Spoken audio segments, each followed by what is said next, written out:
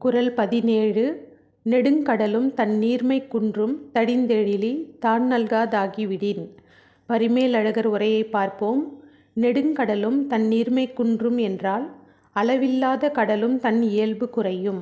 எழிலி தான் தடிந்து நல்காதாகிவிடின் என்றால் மேகம் தான் அதனை குறைத்து அதன்கண் பெய்யாது விடுமாயின். இவை 7 பாட்டானும் உலகம் நடத்தற்கு ஏதுவாதல் கூறப்பட்டது. நெடுங்கடலும் தன் நீர்மைக் குன்றும் தடிந்தெழிலி தான் நல்காதாகிவிடின். அளவில்லாத நீரை உடைய நெடுங்கடலும் மழை இல்லாமல் போனால் தனது தன்மை குறைந்துவிடும். ஏனென்றால் மேகம் கடலில் உள்ள நீரை முகந்து மேலே சென்று மழையாக பொழியும். அப்படி மழை பொழியாவிட்டால் கடலில் உள்ள கடல்வாழ் உயிர்கள் கூட வாழ முடியாது. மழைத்துளிதான் சிப்பிக்குள் முத்தாக மாறும். கடலில் சிப்பி இருந்தாலும் மழைத்துளி உள்ளே சென்றால்தான் முத்தாக மாறும்.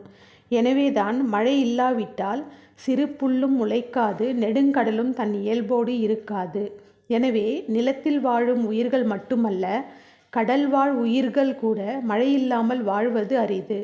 இந்த வான்சிறப்பு அதிகாரத்தில் குறள் 11 முதல் 17 வரை உள்ள குறள்களின் மூலமாக உலகில் உள்ள உயிர்கள் வாழ்வதற்கு மழைதான் காரணம் என்று சொல்லப்பட்டது.